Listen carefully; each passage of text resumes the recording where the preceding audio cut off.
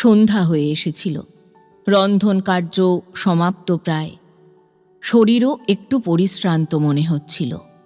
প্রসন্নকুমার বাইরের হলঘরে গিয়ে একটা ইজি চেয়ারে দেহ এলিয়ে দিলেন।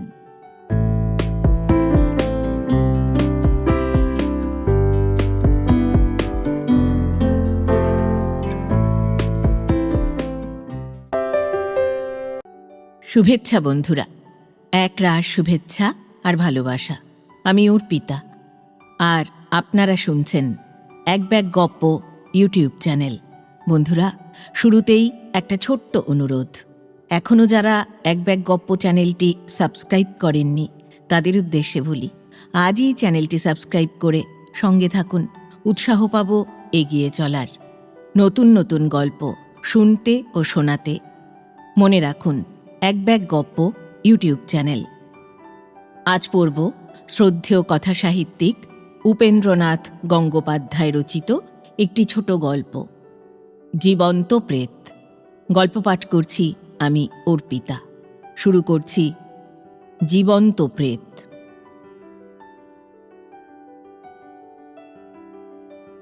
জানুয়ারি মাসের মাঝামাঝি। ৩-৪ দিন হলো শীতটা আবার নতুন করে একচোট চেপে পড়েছে। গতরাত্রি থেকে হঠাৎ আকাশ ভরা একরাশ হালকা মেঘ ঘেঁষে উপস্থিত। তদুপরি তীব্র কনকনে পশ্চিমে হাওয়া। সুতরাং মোটের উপর ব্যাপারটা কিরূপ গুরু হয়ে দাঁড়িয়েছে তা সহজেই অনুমেয়। অবসরপ্রাপ্ত ডিস্ট্রিক্ট এবং সেশনস জজ রায়বাহাদুর প্রসন্নকুমার চট্টোপাধ্যায় বেলা ৯টার সময় প্রাতঃভ্রমণ এবং ২-১ ঘরে মামুলি খোঁজখবর সমাপন করে দানাপুরের রেলপল্লীর একটি পরিচ্ছন্ন বাংলোয় প্রবেশ করলেন। তারপর গৃহ সম্মুখের প্রশস্ত বারান্দায় উপস্থিত হয়ে লাঠি ও গাত্রবস্ত্রটা টেবিলের উপর ফেলে একটা ইজি চেয়ারে উপবেশন করে ডাক দিলেন, দাদু, দাদা ভাই।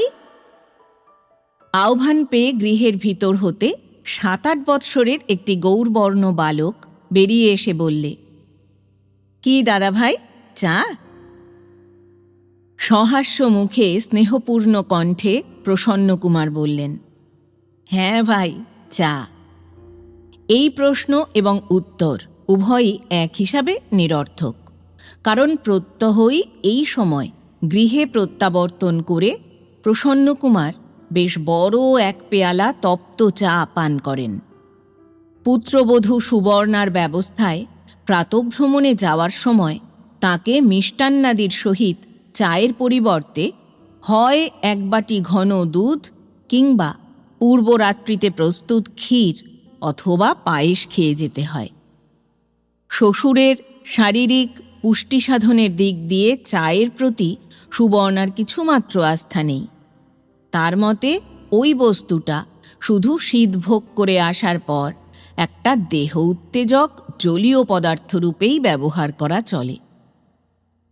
খবরের কাগজওয়ালার কাছ থেকে দৈনিক ইংরাজি সংবাদপত্রখানা প্রসন্নকুমার পথেই সংগ্রহ করেছিলেন। ইজি চেয়ারের হাতলের উপর পা দুটি লম্বা করে মেলে দিয়ে তিনি সংবাদপত্রের মধ্যে মনোনিবেশ করলেন। চীনাদের প্রতি পাশবিক অত্যাচারের জন্য জাপানের বিরুদ্ধে মেজাজটা সবেমাত্র উষ্ণ হয়ে উঠছে, এমন সময় চায়ের পেয়ালা হস্তে সুবর্ণা প্রবেশ করল। বাবা। চোখ থেকে চশমাটা খুলে টেবিলের উপর রেখে প্রসন্নকুমার সুবর্ণার হাত থেকে চায়ের পেয়ালাটা গ্রহণ করলেন। তারপর এক চুমুক চা পান করে সুবর্ণার দিকে চেয়ে বললেন, বৌমা, সন্তোষ কবে আসবে? শনিবারে না রবিবারে? মৃদুস্বরে সুবর্ণা বললে, বোধহয় রবিবারে। শুনে প্রসন্নকুমার ভ্রু কুঞ্চিত করলেন, বললেন, রবিবারে?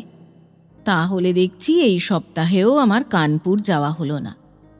সুবর্ণা বললে, আপনাকে বোধহয় কানপুর যেতে হবে না বাবা।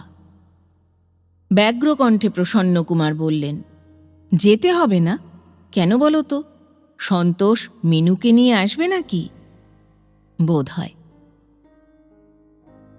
প্রসন্নকুমারের মুখ উৎফুল্ল হয়ে উঠল। বললেন, সে নিয়ে এলে তো বাঁচি। যা ঠান্ডা পড়েছে, বাড়ি ছেড়ে এক পাও নড়তে ইচ্ছে করছে না। সন্তোষ সুবর্ণার স্বামী, অর্থাৎ প্রসন্নকুমারের পুত্র।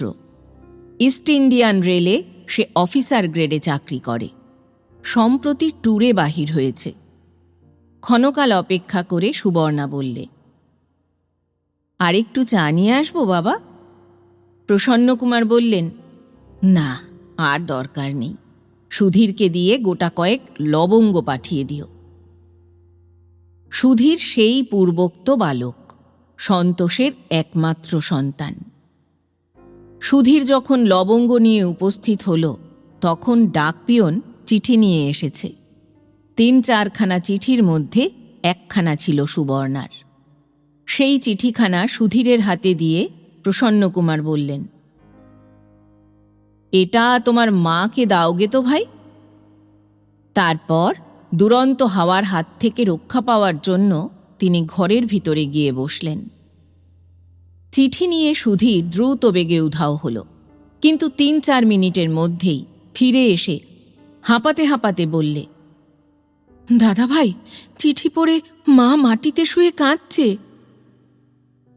ব্যস্ত হয়ে প্রসন্নকুমার উঠে দাঁড়ালেন। কাঁদছেন কেন? কি হয়েছে? কার চিঠি? তাড়াতাড়ি গৃহের ভিতর প্রবেশ করে দেখলেন, সত্যই তাই। ভূমিতলে শয়ন করে সুবর্ণা উচ্ছ্বসিত হয়ে রোদন করছে। নিকটে বসে প্রসন্নকুমারের বিধবা ভগিনী বিরজা সুবর্ণার দেহে হাত বুলিয়ে সান্ত্বনা দিচ্ছেন। অদূরে পোস্টকার্ডখানা পড়ে রয়েছে। চিন্তাকুল কণ্ঠে প্রসন্নকুমার জিজ্ঞাসা করলেন, কি হয়েছে বৌমা? কি হয়েছে বিরজা? পোস্টকার্ডখানা তুলে নিয়ে প্রসন্নকুমারের হাতে দিয়ে বিরজা বললেন, বৌমার বাবা হঠাৎ মারা গেছেন। প্রসন্নকুমার চমকে উঠলেন। সে কি সর্বনাশের কথা! কি হয়েছিল? কবে মারা গেছেন? বিরজা এই প্রশ্নের কোনো উত্তর দিলেন না, কারণ প্রসন্নকুমার ততক্ষণে চিঠিখানা পড়তে আরম্ভ করেছিলেন। তাড়াতাড়ি তিনি চশমাটা বাইরের ঘরে ফেলে এসেছিলেন, তাই হাতটা আগিয়ে দিয়ে পোস্টকার্ডখানা চক্ষু থেকে যতটা সম্ভব দূরে রেখে পড়তে লাগলেন। চিঠি লিখেছে বৈবাহিক শম্ভুনাথের বিশ্বস্ত পুরাতন কর্মচারী ষড়শীলাল। দূর সম্পর্কিত আত্মীয়তার গণনায় সে শম্ভুনাথের ভ্রাতুষ্পুত্র। সংক্ষিপ্ত চিঠি। প্রথমেই লিখেছে, কয়েকদিন হইতে হার্টের প্যালপিটেশনটা বাড়িয়া শম্ভু কাকা মহাশয় বড় কষ্ট পাইতেছিলেন। তদুপরি একটা সামান্য কারণে রাগ এবং বকাবকি করিয়া কাল রাত্রে হঠাৎ মারা গিয়াছেন। এই কারণে আমাদের মানসিক অবস্থার কথা বুঝিতেই পারিতেছ। তোমার জ্ঞাতার্থে লিখিলাম। তারপর যে সংবাদ অবগত হওয়ার জন্য সুবর্ণা চিঠি লিখেছিল তার উত্তর এবং তৎপরে মামুলি প্রথা অনুসারে চিঠির সমাপ্তি। চিঠিখানা সুবর্ণার নিকটে স্থাপন করে দুঃখ বিগলিত কণ্ঠে প্রসন্নকুমার বললেন, চিঠি যখন পাঠালাম তখন তার মধ্যে যে এই নিদারুণ দুঃসংবাদ ভরা আছে তা তো স্বপ্নেও মনে করিনি। মাঝে মাঝে বেহাই মহাশয়ের হার্টের প্যালপিটেশন হয় তাই জানতাম, কিন্তু তার ব্লাড প্রেশারের গোলযোগও ছিল নাকি বৌমা? ক্রন্দন নিরুদ্ধ কণ্ঠে সুবর্ণা বললে, বোধহয় একটু ছিল। প্রসন্নকুমার বললেন, বোধহয় না, নিশ্চয়ই ছিল। এ ব্লাড প্রেশারেরই কাণ্ড। ভারী বিশ্রী জিনিস। কখন যে হঠাৎ সাংঘাতিক হয়ে ওঠে তা আগে থেকে একটুও বোঝা যায় না। তার উপর রাগারাগি বকাবকি করেছিলেন, তাতে তো প্রেশার এমনি খানিকটা বেড়ে যায়। বিরজা বললেন, সন্ন্যাস রোগের ধরনই ওই, একেবারে চিলের মতন ছোঁ মেরে নিয়ে যায়। মেজ জ্যাঠামশাইয়ের কথা তোমার মনে পড়ে না দাদা? বেলা 12টার সময় বকাবকি করতে করতে মাথা ঘুরে পড়লেন। তারপরে 2টোর মধ্যেই সব শেষ হয়ে গেল। বেহাই মশায়েরও যে সন্ন্যাস রোগ হয়েছিল তাতে কোনো সন্দেহ নেই। বৈবাহিকের অতি আকস্মিক মৃত্যুর জন্য প্রসন্নকুমার গভীর দুঃখ এবং সমবেদনা প্রকাশ করলেন। তৎপরে মানব জীবনের অসারতার কথা উল্লেখ করে সুবর্ণাকে নানা প্রকারে সান্ত্বনা দিতে লাগলেন। বললেন, মানুষের পক্ষে নশ্বর দেহটা কিছুই নয়, অবিনশ্বর যে আত্মা তাই তার আসল জিনিস। বেহাই মশায়ের সেই আত্মার যাতে কল্যাণ হয়, তুমি তার সন্তান, তোমার এখন ধৈর্য ধরে সেই কর্তব্য পালন করা উচিত। কাল তোমার সেই কর্তব্য করবার দিন। শোক করবার সময় কোথায় বৌমা? বিরজা বললেন, বাবা যেদিন মারা গেলেন সেই রাত্রে আমি স্বপ্নে দেখলাম বাবা আমার মাথার শিয়রে দাঁড়িয়ে বলছেন, তুই কান্নাকাটি করিস নে বীরো, আমি ছেলেদের আগে তোর হাতেই জল পাব, তুই ধৈর্য ধর। প্রসন্নকুমার বললেন, আহা, সত্যই তো। আকাশস্থ নিরালম্ব বায়ুভূত নিরাশ্রয় হয়ে তিনি রয়েছেন, তোমার দ্বারাই প্রথম তার সদ্গতি হবে। সময় অত্যন্ত অল্প, কিন্তু এরই মধ্যে আমি ব্যবস্থা করে দিচ্ছি যাতে কাজটি করে তুমি মনের মধ্যে তৃপ্তি পেতে পারো। শোক করবার সময় অনেক রইল বৌমা, কিন্তু কাজ করবার সময় বেশি নেই, তুমি ধৈর্য ধরো। যুক্তি বিচারের প্রভাবে সুবর্ণাকে ধৈর্য অবলম্বন করতেই হল। পরদিন চতুর্থী কৃত্য। প্রসন্নকুমার কর্মপটু ব্যক্তি, অল্প সময়ের মধ্যেই সমস্ত ব্যবস্থা সুচারুরূপে সম্পন্ন করলেন। পারলৌকিক ক্রিয়ার জন্য দ্রব্যাদি সংগ্রহের ভার দিলেন পুরোহিতের ওপর এবং স্বয়ং প্রত্যেক বাড়িতে উপস্থিত হয়ে দানাপুরের পরিচিত সকল বাঙালিকেই পরদিন সায়াহ্নে ভোজনের জন্য নিমন্ত্রণ করে এলেন। মধ্যাহ্নে 12টি ব্রাহ্মণ ভোজনের ব্যবস্থাও করলেন। পাটনা শহরেও কোনো কোনো অন্তরঙ্গ বন্ধুবান্ধবকে নিমন্ত্রণ করা হল। সংবাদ পাওয়ার পর পরিচিত স্ত্রীলোকেরা দলে দলে সুবর্ণার সহিত দেখা করতে উপস্থিত হলেন। সকলেরই মুখে এক কথা, আহা, কি চমৎকার লোকই না শম্ভুবাবু ছিলেন, এই পুজোর আগেও তো এখানে এসেছিলেন।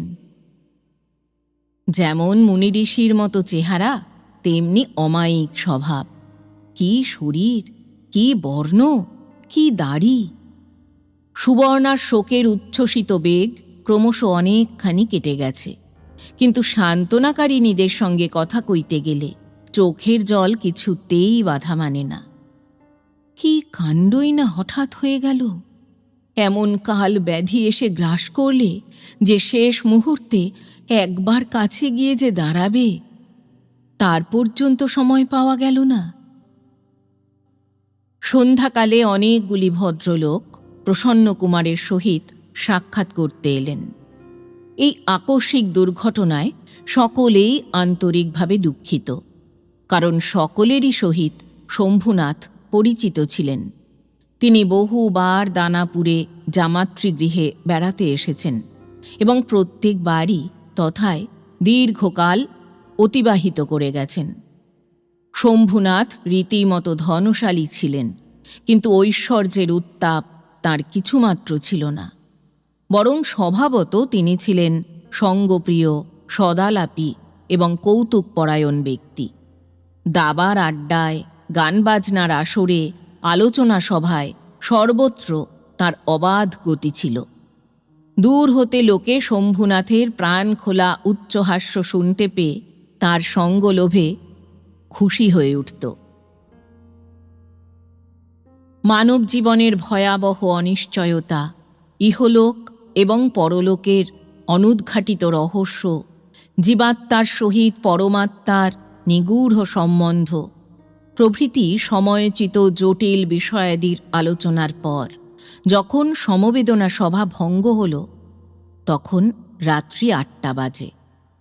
প্রস্থানোদ্যত ভদ্রলোকদিগকে প্রসন্নকুমার স্বনির্বন্ধে বললেন, অনুগ্রহ করে কাল সন্ধ্যার সময় আপনারা নিশ্চয়ই আসবেন।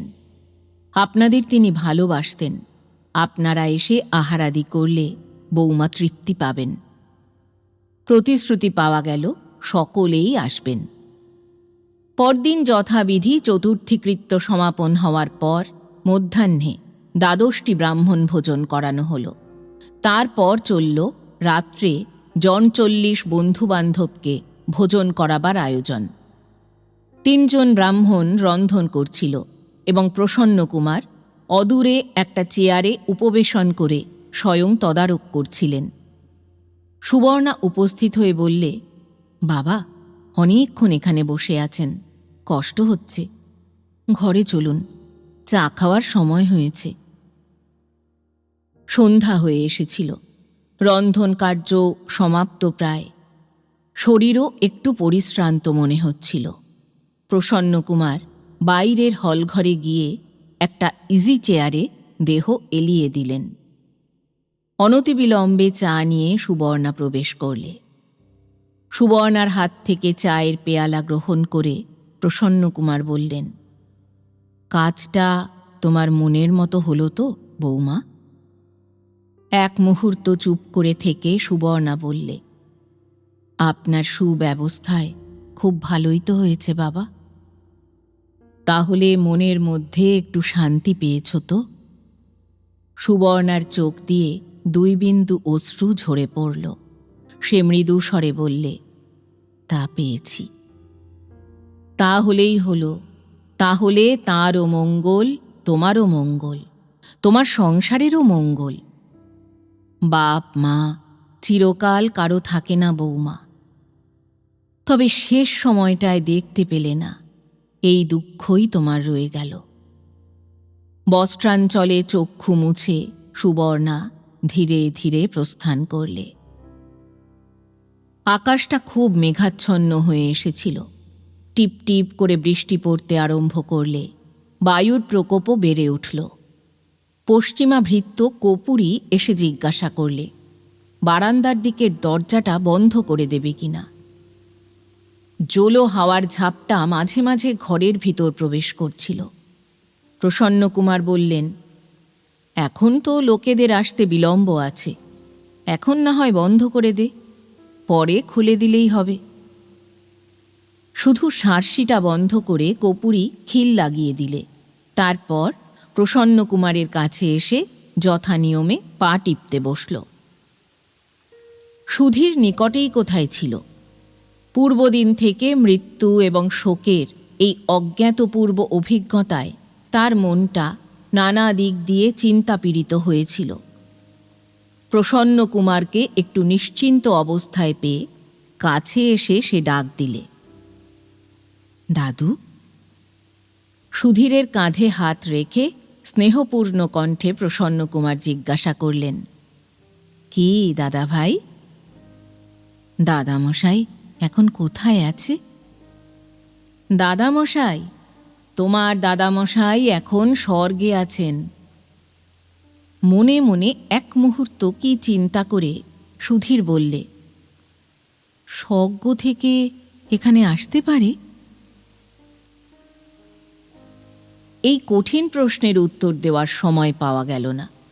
বারান্দার দিকের দরজার শাঁসিতে টোকা মারার শব্দ পাওয়া গেল। ঘরের ভিতর আলো জ্বলছে, বারান্দার আলো তখনও জ্বালা হয়নি। সেই আলো অন্ধকারের অস্পষ্টতায় শাঁসির ওপর একটা ছায়াপাত হয়েছে। সম্ভবত কোনো নিমন্ত্রিত ব্যক্তি একটু আগেই এসেছেন, এই মনে করে প্রসন্নকুমার কপুরীকে দরজাটা খুলে দিতে আদেশ করলেন। কপুরী দরজার হুড়কাটা একটুখানি খুলেই আবার তখনই চট করে লাগিয়ে দিলে। তারপর আর একবার ভালো করে লক্ষ্য করে, রাম রাম সত্যনাশ হুয়া বলে সৎরাসে কয়েক পা পিছিয়ে এলো। সুধীরও কপুরীর পিছনে পিছনে গিয়েছিল। কপুরীর ভয়চকিত ভাব দেখে কিছু বুঝতে না পেরে কৌতূহলী হয়ে দরজার কাছে গিয়ে ব্যাপারটা নির্ণয় করবার চেষ্টা করলে। তারপর ক্ষণকাল নির্নিমেষে তাকিয়ে থেকে হুরে বাবা রে, স্বর্গ থেকে দাদামশাই এসেছে বলে উঠি তো পড়ি করে ঊর্ধ্বশ্বাসে বাড়ির ভিতর ছুটে পালিয়ে গেল। ব্যাপার কি বলে প্রসন্নকুমার তাড়াতাড়ি চেয়ার ছেড়ে উঠে দাঁড়ালেন। তারপর সভীতি কৌতূহলে সার্সির কাছাকাছি গিয়ে ভালো করে নিরীক্ষণ করেই দুপা পিছিয়ে এলেন। আলো অন্ধকারের আবছায়ায় সার্সির উপরে যে একরাশ কাঁচা পাকা দাড়ির সমাবেশ হয়েছিল তা যে বৈবাহিক শম্ভুনাথের তদ্বিষয়ে কোনো সন্দেহই ছিল না। অস্পষ্ট মুখাবয়বের মধ্যে সমুজ্জ্বল চক্ষুর ভিতর ব্যগ্র বিচিত্র দৃষ্টি। কথার শব্দ একটু একটু শোনা যাচ্ছিল, কিন্তু বৃষ্টির চরবরানি এবং কাচের বাধা অতিক্রম করে এতই ক্ষীণ হয়ে আসছিল যে অনুনাসিক কিনা তা ঠিক বোঝা যাচ্ছিল না। সার্সির ওপর সমানে আঙুলের ঠকঠকানি চলছিল। প্রসন্নকুমার দ্বিধাপীড়িত মনে একবার হুড়কার ওপর হস্তার্পণ করলেন। তারপর কি মনে করে হুড়কাটা ভালো করে টিপে দিয়ে হাত সরিয়ে নিলেন।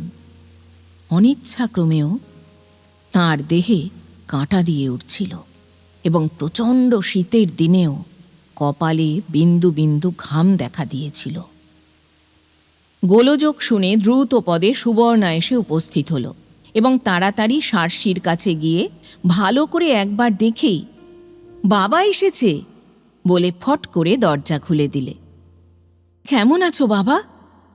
সশরীরে ঘরের মধ্যে প্রবেশ করলেন শম্ভুনাথ এবং সুবর্ণা ভিন্ন আর সকলেই এক আধ পা পিছিয়ে দাঁড়াল। শম্ভুনাথের পদধূলি গ্রহণ করে ব্যগ্র কণ্ঠে সুবর্ণা বললে, কেমন আছো বলো না বাবা? বিস্ময়চকিত শম্ভুনাথের মুখে কথা ফুটল। বললেন, সে কথা পরে বলছি, কিন্তু তোমাদের কি ভূতে পেয়েছে সুবর্ণা? উত্তর দিলেন প্রসন্নকুমার। বললেন, না পেয়ে থাকলেই তো বাঁচি, কিন্তু কিছুক্ষণ ধরে সেই আশঙ্কাই হয়েছিল।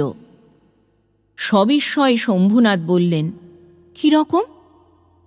শম্ভুনাথের সহজ আকৃতি দেখে এবং স্বাভাবিক কণ্ঠস্বর শুনে প্রসন্নকুমার বুঝতে পেরেছিলেন মৃত্যু সংবাদের মধ্যে নিশ্চয়ই কিছু একটা গোলযোগ আছে।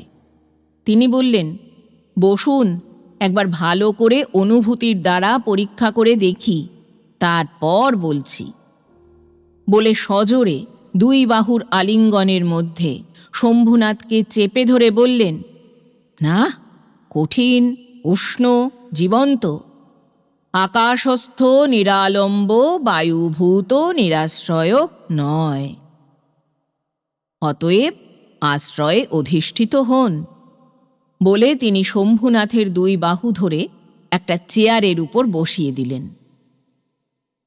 শম্ভুনাথের বিস্ময়ের অবধি ছিল না। তিনি বিহ্বল নেত্রে ক্ষণকাল প্রসন্নকুমারের দিকে তাকিয়ে রইলেন। তারপর স্খলিত কণ্ঠে বললেন, কি ব্যাপার বলুন তো বেয়াই মশাই? সংক্ষেপে প্রসন্নকুমার সমস্ত কথাটা বলে গেলেন, মায় আসন্ন ব্রাহ্মণ ভোজনের ব্যবস্থা পর্যন্ত। শুনে শম্ভুনাথ বিস্মিত নেত্রে বললেন, কই দেখি ষড়শীর চিঠি। আমার মৃত্যুর কথা কি সে লিখেছে? পাশের ঘর থেকে পোস্টকার্ডখানা এনে সুবর্ণা শম্ভুনাথের হাতে দিল। নিবিষ্টভাবে পোস্টকার্ডখানা পড়তে পড়তে হঠাৎ এক সময় শম্ভুনাথ উচ্চস্বরে হেসে উঠলেন। বললেন, এ যে দেখছি আজ মার্গিয়ার দ্বিতীয় কাহিনী হল। সে লিখেছেন কাল রাত্রে হঠাৎ তিনি আড়া গিয়েছেন, আর তোমরা সকলে পড়েছ মারা গিয়েছেন। হার্টের প্যালপিটেশন, রাগারাগি, বকাবকি, এই সব উপসর্গের সঙ্গদোষে আড়া অতি সহজেই মারা হয়ে গেছে। তাছাড়া জড়ানো লেখাটার জন্য আড়াটা অনেকটা মারার মতো দেখাচ্ছে বটে, বলে তিনি পুনরায় উচ্চস্বরে হাসতে লাগলেন। তার সেই পেটেন্ট হাসি, যা দানাপুরের সর্বজনের পরিচিত। অপ্রতিভ প্রসন্নকুমার স্খলিত কণ্ঠে জিজ্ঞাসা করলেন, আপনি সত্যি সত্যি আড়া গেছলেন নাকি বেয়াইমশাই? শম্ভুনাথ বললেন, সেইখান থেকেই তো এখন আসছি। অপর্ণার কাছে দিন তিনেক ছিলাম। অপর্ণা শম্ভুনাথের কনিষ্ঠা কন্যা। হাস্যকৌতুক এবং আনন্দের একটা প্রবল প্রবাহ উচ্ছ্বসিত হয়ে উঠল। কিন্তু শুধু তাই নয়, দেখা গেল অদূরে অশ্রু এবং রোদনেরও একটা পালা সমানে তাল রেখে চলেছে। একটা চেয়ারে বসে আনন্দে সুবর্ণা ফ্যাঁস ফ্যাঁস করে অশ্রুমোচন করছে। সুবর্ণার নিকটে উপস্থিত হয়ে তার মাথায় হাত রেখে শম্ভুনাথ বললেন, কাঁদছিস কেন সুবর্ণা? ভালোই তো করলি, আগে ভাগেই সেরে রাখলি। পিতৃকার্যের আগাম কারবার আমিও নিজের চোখেই দেখে নিলাম। এমনকি তোর ব্রাহ্মণ ভোজনের একটা পাতে শরিক হতে পারব বলে পুনরায় হাসতে লাগলেন। কৌতুকপ্রিয় শম্ভুনাথের মাথার মধ্যে হঠাৎ একটা খেয়ালের উদয় হল। বললেন, দেখুন বেয়াইমশাই, এমন চমৎকার প্রহসনটার জবনিকা এখানেই শেষ করলে চলবে না। এর জের ব্রাহ্মণ ভোজন পর্যন্ত ঠেলে নিয়ে যেতে হবে। বলে নিজের অভিসন্ধির কথাটা সংক্ষেপে প্রকাশ করলেন। ফন্দিটা সকলের নিকটই অতিশয় কৌতুকপ্রদ বলে মনে হল। যারা শম্ভুনাথের আগমনের কথা জানতে পেরেছিল, সকলকেই সেই কথাটা একান্তভাবে গোপন রাখবার জন্যে বলে দেওয়া হল। নিমন্ত্রিত ব্যক্তিবর্গকে আহ্বান আপ্যায়নের জন্য প্রসন্নকুমার বৈঠকখানা ঘরে গিয়ে বসলেন। গরম এক কাপ চা এবং ব্রাহ্মণ ভোজনের জন্য প্রস্তুত ২-৪খানা কড়াইশুঁটির কচুরির দ্বারা ক্ষুণ্ণিবৃত্তি করে শম্ভুনাথ অভিনয়ের জন্য প্রবৃত্ত হলেন। বাড়ির ভিতরে একটা দীর্ঘ দালানে নিমন্ত্রিতদের জন্য ২ সারি পাতা সাজানো হয়েছে। সেই দালানের এক প্রান্তে একটা চৌকোনা টেবিল স্থাপিত করা হলো।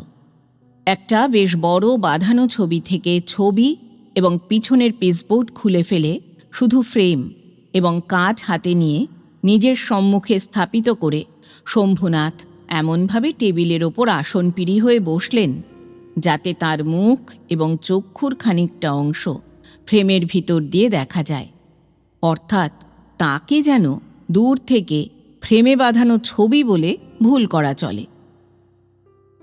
তারপর ফুলের তোড়া, ফুলের মালা এবং রেশমি বস্ত্রাদি দিয়ে সমস্ত ব্যাপারটা এমনভাবে সাজিয়ে দেওয়া হলো যাতে শম্ভুনাথের দেহের অপ্রয়োজনীয় কোনো অংশই দৃষ্টিগোচর রইল না।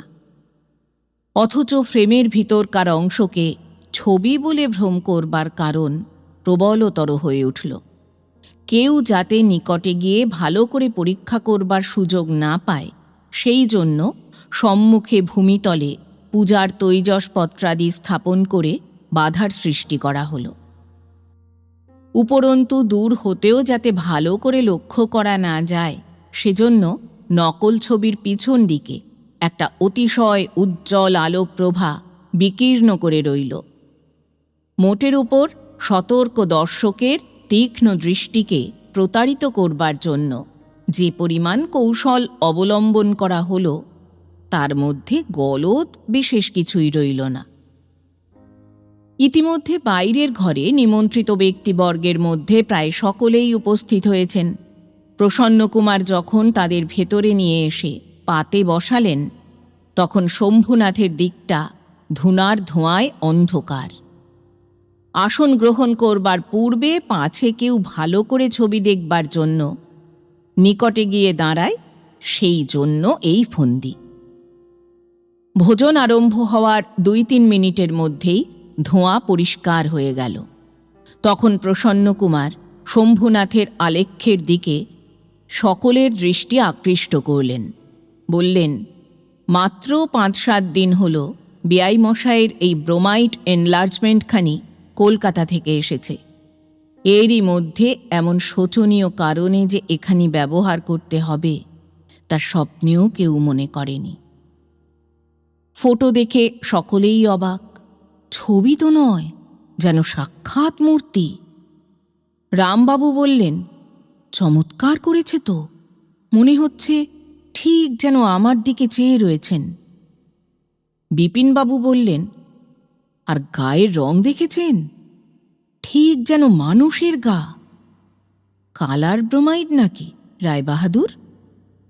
স্মিত মুখে মাথা নেড়ে প্রসন্নকুমার বললেন, কালার ব্রোমাইড। আপনার দেখছি এসব জিনিস জানা আছে। পরম আপ্যায়িত হয়ে মৃদু হেসে বিপিনবাবু বললেন, তা একটু আধটু আছে বই কি। বছরে অন্তত 4-5 বার কলকাতায় যাই তো, এসব আর্টের সঙ্গে একটু টাচ আছে। প্রসন্নকুমার বললেন, একটু নয়, বিলক্ষণ আছে। হরলালবাবু বললেন, ওই জোর আলোটা পেছন দিকে না দিয়ে সামনের দিকে দিলে আরও স্পষ্ট দেখা যেত। প্রসন্নকুমার বললেন, তাতে আমাদের পক্ষে হয়তো ভালোই হতো, কিন্তু আধুনিক যুগের তরুণ রসিকদের পক্ষে নয়। আজকালকার দিনে রসের ক্ষেত্রে সুস্পষ্টতা একটা মারাত্মক দোষ।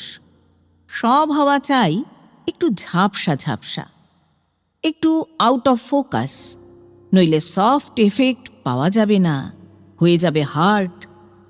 এসব কথা বিপিনবাবু সবই জানেন, জিজ্ঞাসা করুন না ওকে। জিজ্ঞাসা করবার প্রয়োজনই হল না। প্রশংসা প্রাপ্তির কৃতজ্ঞতায় বিপিনবাবু উচ্ছ্বসিত হয়ে উঠলেন। বললেন, আগে হ্যাঁ, ঠিকই বলেছেন, আজকালকার আর্টিস্টরা ব্যাকগ্রাউন্ডের গুরুত্ব খুব বুঝেছেন, তাই এসব ধরনের এফেক্ট সৃষ্টি করতে পারেন। ও আলো ঠিকই দেওয়া হয়েছে। তারিণীবাবু বললেন, আচ্ছা, চুলগুলো আর দাড়িটা যেন একটু উঁচু উঁচু ঠেকছে, ফলস চুল লাগানো হয়েছে নাকি? তারিণীবাবুর মন্তব্য শুনে মিস্টার কারফর্মা উচ্চস্বরে হেসে উঠলেন। বললেন, এ কি আপনার হংস দময়ন্তী যে ফলস চুল লাগাবে? জিনিসটা বড় আর্টিস্টের তৈরি, তা বুঝতে পারছেন না? একেবারে ট্রু টু লাইফ। নিজের নির্বুদ্ধিতাসূচক প্রশ্নের জন্য অপ্রতিভ হয়ে তারিণীবাবু বললেন, না, তাই বলছি, সত্যি জিনিসটা ভালো হয়েছে। আলোচনাটা ক্রমশ আহারের প্রতি নিবিষ্টতার মধ্যে মিলিয়ে গেল। কিন্তু ক্ষুধার চাহিদা যখন অনেকটা হ্রাস হয়ে এসেছে, তখন আবার কেউ কেউ শম্ভুনাথের ছবির প্রতি মনোযোগী হলেন। ছবির দিকে তাকিয়ে থাকতে থাকতে হঠাৎ একসময় বিপিনবাবু চমকে উঠলেন। মনে হল শম্ভুনাথের মুখের ভিতর থেকে জিভটা একটুখানি বেরিয়ে এসেই আবার ঢুকে গেল। ভ্রান্তি নাকি? মাথাটা একবার ঝেড়ে নিলেন, চোখ দুটো যথাসম্ভব পরিষ্কার করলেন, তারপর আরে আরেকবার তাকিয়ে দেখেই হাতের লুচির টুকরাখানা পাতের উপর সজোরে নিক্ষেপ করে গম্ভীর হয়ে বসলেন। আবার জিভ ভেতরে ঢুকে গেল। এ কি কাণ্ড! মাথা খারাপ হলো নাকি? অথবা তার চেয়েও গুরুতর আর কিছু? প্রসন্নকুমার বিপিনবাবুর অবস্থা লক্ষ্য করেছিলেন। বললেন, বিপিনবাবু, এর মধ্যেই হাত গোটালেন কেন? খান। স্খলিত কণ্ঠে বিপিনবাবু বললেন, আগে খাচ্ছি, কিন্তু। না না, এরই মধ্যে কিন্তু করলে চলবে না, এখনো তো অনেক জিনিসই বাকি রয়েছে। প্রসন্নকুমারের কথা শেষ হওয়ার সঙ্গে সঙ্গে মিস্টার কারফর্মার দিকে গভীর খাদ স্বরের একটা গোঁ গোঁ শব্দ শোনা গেল। দেখা গেল পাতের দিকে মস্তক অবনত করে মিস্টার কারফর্মাই সেই শব্দ করছেন। কি হলো মিস্টার কারফর্মা? বলে প্রসন্নকুমার ছুটে আসতে মিস্টার কারফর্মা কিছুই বললেন না। তদবস্থ থেকেই শুধু কম্পিত হস্তের তর্জনের দ্বারা শম্ভুনাথের দিকে দেখিয়ে দিলেন। সকলে সবিস্ময়ে সেই দিকে দৃষ্টিপাত করতেই দেখা গেল কপ করে শম্ভুনাথের ছবির মুখ বন্ধ হয়ে গেল। সুতরাং কিছুক্ষণ থেকে সেই মুখ যে হাঁ করেছিল সে বিষয়ে কোনো সন্দেহ নেই। সমাগত ব্যক্তিবর্গের মধ্যে একটা সুস্পষ্ট চাঞ্চল্য জাগ্রত হয়ে উঠল। বিপিনবাবু তখন আসনের উপর দাঁড়িয়ে উঠলেন। যুক্তির এবং বিচার বুদ্ধির পরিচালনার দ্বারা ভয় হতে মুক্তি পাওয়ার চেয়ে বিমূঢ় হয়ে ভয় পেতে থাকা ঢের সহজ। সুতরাং ঘরশুদ্ধ লোক নির্বিবাদে একটা উৎকট আতঙ্কে আচ্ছন্ন হয়ে রইল। দলের মধ্যে একজন স্পিরিচুয়ালিস্ট ছিলেন। তিনি সভীতি কণ্ঠে বললেন, ভয় পাবেন না, ভয় পাবেন না, ছবির মধ্যে ভর হয়েছে। তারপর কম্পিত পদে দাঁড়িয়ে উঠে শম্ভুনাথের দিকে মুখ ফিরিয়ে অতি দ্রুত গতিতে হস্তচালনা করতে লাগলেন। শম্ভুনাথ বাবু! আহ্বানের উত্তরে একটা অনুচ্চ কিন্তু গভীর গোঁ শব্দ শোনা গেল। সেটা শম্ভুনাথ না কার ফর্মা করলেন তা ঠিক বোঝা গেল না। ঘন ঘন হস্তচালনা করতে করতে স্পিরিচুয়ালিস্ট বললেন, শম্ভুনাথ বাবু, আমার দিকে তাকান। সকলে সভয়ে দেখলে তীব্র প্রজ্জ্বলিত দৃষ্টিতে শম্ভুনাথ স্পিরিচুয়ালিস্টের দিকে কটমটিয়ে দৃষ্টিপাত করে আছেন। চক্ষুর ভিতর যেন অগ্নিকাণ্ড চলেছে। আচ্ছা হয়েছে, এবার বিপিনবাবুর দিকে তাকান। বিপিনবাবু উত্তেজনার তাগিদে পুনরায় উঠে দাঁড়িয়েছিলেন। অসঙ্গত প্রস্তাব শুনে টপ করে বসে পড়লেন। এবার কিন্তু স্পিরিচুয়ালিস্টের অনুরোধ রক্ষিত হল না। তৎপরিবর্তে সমস্ত দালানটা বিদীর্ণ করে একটা বিকট অট্টহাস্য উত্থিত হল। এ শম্ভুনাথেরই বহু পরিচিত হাস্য, কিন্তু পারলৌকিক সংযোগ হেতু অতিশয় কর্কশ। তারপর যে কাণ্ডটা ঘটল তা বর্ণনার বস্তু নয়, কল্পনার ব্যাপার। স্পিরিচুয়ালিস্ট চোখ বুজে বোঁ করে ঘুরে গিয়ে সবলে বিপিনবাবুকে জড়িয়ে ধরলেন। কারফর্মা বসে বসেই হস্তপদের সাহায্যে বাইরের ঘরের দিকে খানিকটা এগিয়ে গেলেন। বাকি সকলে কে কার ঘাড়ে পড়ে তার ঠিক নেই। গেলাস গেল উল্টে, আসন গেল গুটিয়ে, পাতা গেল চটকে। সকলে একসঙ্গে বাইরের ঘরের দিকে ধাবিত হলেন। কারো কারো মনে সন্দেহের ছায়াপাত যে হয়নি তা নয়, কিন্তু সর্বাগ্রে পৈতৃক প্রাণটাকে নিরাপদ করার তাগিদ এত বেশি যে মীমাংসার জন্য কেহ অপেক্ষা করলে না। ব্যাপারটা যে এমন গুরুগতি নেবে প্রসন্নকুমার তা পূর্বে ঠিক বুঝতে পারেননি। কিছু ভয় নেই, কিছু ভয় নেই, আপনারা বসুন বসুন বলে তিনি চিৎকার করতে লাগলেন। কিন্তু তখন কে কার আশ্বাসে কর্ণপাত করে। সকলে গুঁতোগুতি করতে করতে বাইরের ঘরে এসে উপস্থিত। তারপর হুড়কার কাছে ঠেলাঠেলি। ব্যাপারটা বুঝতে পেরে শম্ভুনাথ খিড়কির দ্বার দিয়ে বেরিয়ে এসে একেবারে কম্পাউন্ডের প্রান্তে ফটকের সামনে গিয়ে দাঁড়িয়েছিলেন। শঙ্কাকুল জনতা যখন কোনো প্রকারে বাইরের ঘরের দরজা খুলে কম্পাউন্ডের উপর নেবে পড়ে গেটের উদ্দেশ্যে ধাবিত হল, তখন গেটের নিকটে আবার একটা উচ্চহাস্য শোনা গেল। এবার কিন্তু বিকট নয়, কতকটা মোলায়েম। তথাপি ভয়চকিত বিপর্যস্ত জনসমূহ রাশটানা ঘোড়ার মতো মুহূর্তের মধ্যে গতিরোধ করে দাঁড়িয়ে পড়ল। তখন দূর থেকে হাত তুলে উচ্চকণ্ঠে শম্ভুনাথ বললেন, মশাইরা, অনুগ্রহ করে শুনুন, আমি ভূত নই, ভবিষ্যৎ নই, আমি আপনাদের মতোই বর্তমান, অর্থাৎ রক্তমাংসের শরীর নিয়ে আপনাদেরই মতন বেঁচে আছি। যে চমৎকার প্রহসনের শেষ অংশটা আপনারা করলেন তার প্রথম অংশটা শুনলে খুশি হয়ে বাড়ি যাবেন। আপাতত সকলে বাইরের ঘরে বসবেন, চলুন। সকলকে আশ্বস্ত করতে 5 মিনিট সময় গেল। তারপর প্রসন্নকুমারের বর্ণিত কাহিনী শুনে একটা প্রচণ্ড হাসির রোল উঠল। ততক্ষণে আবার নূতন করে পাতা দেওয়া হয়েছে। শম্ভুনাথ করজোড়ে সকলকে বললেন, শ্রাদ্ধের ভোজটা তো ভালো করে খাওয়া হয়নি, এবার পুনর্জন্মের ভোজটা অনুগ্রহ করে খাবেন চলুন। আনন্দের আতিশয্যে একজনও আপত্তি করলেন না। এবার অবশ্য ব্রাহ্মণ ভোজনের পংক্তির মধ্যে প্রসন্নকুমার ও শম্ভুনাথ দুই বৈবাহিকের দুখানা পাত বেশি পড়ল।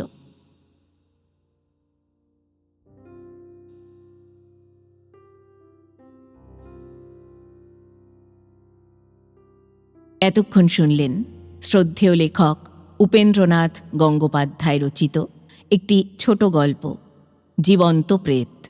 গল্প পাঠ করলাম আমি, অর্পিতা। শব্দ নির্মাণ করেছেন সাহিত্য সমাহার চ্যানেলের আকাশ। প্রচ্ছদ এঁকেছেন মোনালিসা। উপস্থাপনায় এক ব্যাগ গপ্প ইউটিউব চ্যানেল। বন্ধুরা, আবার আসবো আগামী সপ্তাহে আবার একটি ভালো লাগা গল্প নিয়ে। আজ তাহলে বিদায় নিচ্ছি। সবাই ভালো থাকবেন, সুস্থ থাকবেন। আর হ্যাঁ, গল্প পাঠ ভালো লাগলে চ্যানেলটি লাইক, কমেন্ট, শেয়ার এবং সাবস্ক্রাইব করে পাশে থাকবেন।